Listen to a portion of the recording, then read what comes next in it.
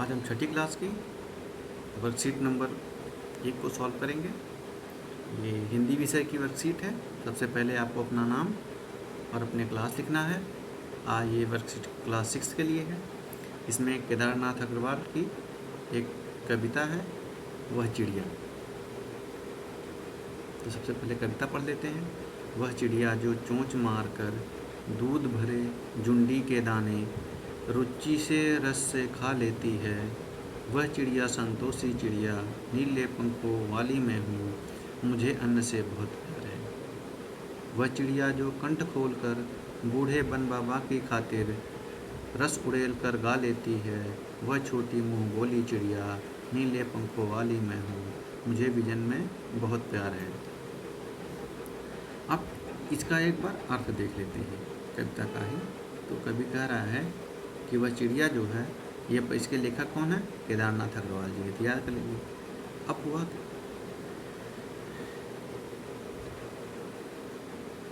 यहाँ देखिए, वह चिड़िया कैसी है? नीले पंखों वाली है, और वह बहुत संतोषी चिड़िया है जो क्या करती है कि जो अन्न दूध भरे अन्न होते हैं, जो जिन अन्नों के दाने पके नहीं होते हैं, उनको चोंच मार करके खा लेती है और उसे अन्न से बहुत प्यार है।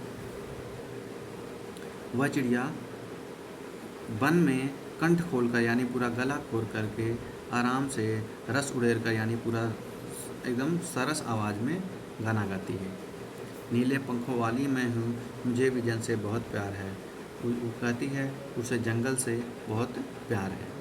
तो ये इस कविता का पूरा अर्थ हो गया। बाकी नीचे अर्थ दिया गया है बच्चों, आप इसे विस्तार से देख लीजिए एक बार। इसके बाद प्रश्न का उत्तर देखते हैं। वह चिड़िया है, कविता के लेखक क्या है? केदारनाथ अग्रवाल। चिड़िया को कैसा खाना पसंद है? चिड़िया को दूध भरे अनाज दाने पसंद है। चिड़िया पुराने घने वन में आकर गाना चाहती है। चिड़िया के पंख नीले रंग के हैं। 5वां प्रश्न बेटा हमने हल नहीं किया है, क्योंकि ये हर बच्चा अपनी सोच के हिसाब से उसने क्या समझा वो देंगे, क्योंकि सारे क्वेश्चन हम बता देंगे तो आप बच्चे भी अपने हिसाब से नकल वैसे सारे कर लेंगे। तो आपको ये प्रश्न खुद करना है। इसके अलावा चिड़िया की तरह हमें भी संतोषी क्यों होना चाहिए? तो आप अपनी सोच के लिखिए कि आखिर हमें संतोष क्यों करना चाहिए। संतोषी मतलब हमें लालची नहीं होना चाहिए, संतोषी होना चाहिए। ऐसा क्यों होना चाहिए? ये आपका हिंदी का रहा हो गया।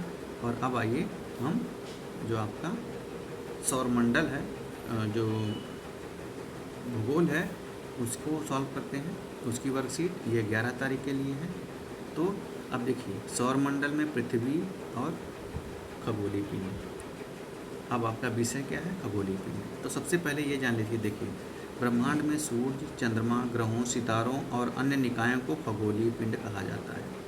तो अगर पूछा जाए खगोलीय पिंड किन्हें कहते हैं, ब्रह्मांड में सूर्य, चंद्रमा, ग्रह, सितारे और अन्य जो छोटे मोटे निकाय होते हैं वो खगोलीय पिंड कहलाते हैं। अगला, कुछ खगोलीय पिंड बहुत बड़े और गर्म होते हैं। वे गैसों से बने होते हैं। उनका अपना ताप और प्रकाश होता है, जिससे वे बड़ी मात्रा में उत्सर्जन करते हैं। इन खगोलीय पिंडों को तारे कहा जाता है। सूर्य तारा है। तो तारा किसे कहा जाता है? ऐसे खगोलीय पिंड जो बहुत बड़े और गर्म होते हैं, खुद गैस के बने होते हैं। उनका ताप, उनमें क्या होता है? ताप और प्रकाश होता है, और वो इनका उत्सर्जन करते हैं। ऐसे खगोलीय पिंड को तारे कहे जाते हैं। अब जैसे सूर्य देख लीजिए, सूर्य है, सूर्य से हमें क्या रोशनी मिलती है, ताप मिलती है। वो गैस का बना हुआ है, वहाँ हाइड्रोजन गैस बहुत ज़्यादा है और बहुत बड़ा तारा है, इसलिए सूर्य तारा है। पृथ्वी तारा क्यों नहीं है? आगे देखिए। कुछ खगोलीय पिंड के पास अपना ताप और प्रकाश नहीं होता। अब देखिए, पृथ्वी के पास ना तो ताप है ना प्रकाश। पृथ्वी गर्म होती है सूर्य के ताप से, और यहाँ प्रकाश मिलता है सूर्य के प्रकाश से। वे तारों की रोशनी से जगमगाते हैं। जैसे पृथ्वी ग्रह है तो ये तारों की रोशनी से जगमगाता है, ऐसे पिंड को ग्रह कहा जाता है। पृथ्वी एक ग्रह है।